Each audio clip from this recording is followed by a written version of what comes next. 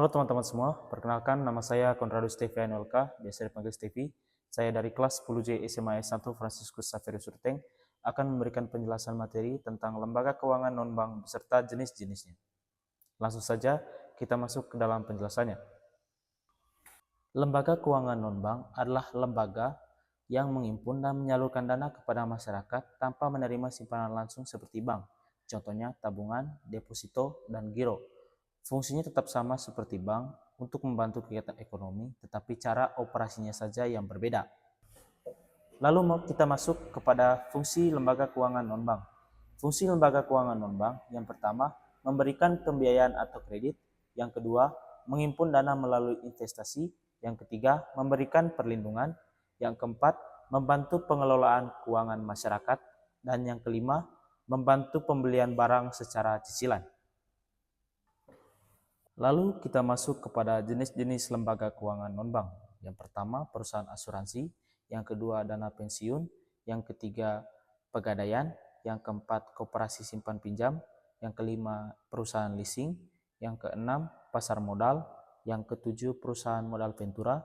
Yang kedelapan, perusahaan pembiayaan. Yang pertama, kita masuk kepada perusahaan asuransi.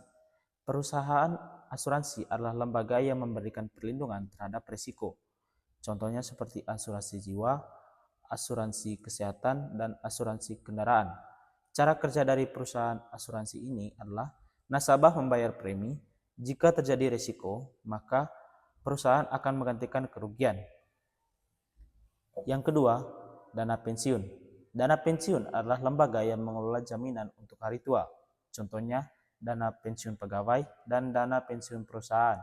Tujuannya agar seseorang tetap memiliki penghasilan setelah pensiun dari suatu jabatan. Lalu yang ketiga, pegadaian. Pegadaian adalah lembaga yang memberikan pinjaman dengan jaminan barang. Contohnya emas dan elektronik. Cara kerja dari pegadaian, yang pertama, barang yang digadaikan lalu mendapat pinjaman. Lalu diharapkan barang tersebut dapat ditebus kembali. Lalu yang keempat, koperasi simpan pinjam. Koperasi simpan pinjam adalah lembaga keuangan berbasis anggota yang menyediakan simpanan dan pinjaman. Ciri-ciri dari koperasi simpan pinjam ini adalah yang pertama, dimiliki oleh anggota dan bertujuan untuk kesejahteraan bersama. Lalu yang kelima, perusahaan leasing atau sewa guna usaha. Perusahaan leasing adalah lembaga yang menyediakan pembiayaan untuk barang seperti motor, mobil, dan alat berat. Cara kerja dari perusahaan leasing adalah barang dibeli oleh leasing, lalu nasabah mulai mencicil, lalu pada akhirnya bisa memiliki barang di akhir masa cicilan. Yang keenam, pasar modal. Pasar modal adalah tempat di mana kedua pihak yang memiliki dana bertemu dengan pihak yang tidak memiliki dana melalui saham dan obligasi. Fungsi dari pasar modal adalah yang pertama, membantu perusahaan mendapatkan modal, dan yang kedua, memberikan kesempatan kepada masyarakat untuk berinvestasi. Yang ketujuh, perusahaan modal ventura. Perusahaan modal ventura adalah lembaga yang memberikan pembiayaan kepada usaha kecil atau startup yang berpotensi berkembang. Ciri-cirinya berisiko tinggi, dan yang kedua, tidak selalu meminta jaminan. Yang kedelapan, perusahaan pembiayaan. Perusahaan pembiayaan adalah lembaga yang memberikan pembiayaan untuk berbagai kebutuhan, seperti kredit barang dan kredit usaha. Contohnya, kredit elektronik atau kendaraan. Lalu kita masuk kepada perbedaan lembaga keuangan non-bank dan bank.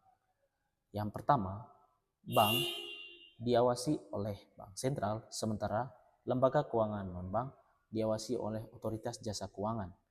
Lalu yang kedua, bank menerima tabungan melalui tabungan dan deposito, sementara lembaga keuangan non-bank tidak menerima simpanan langsung.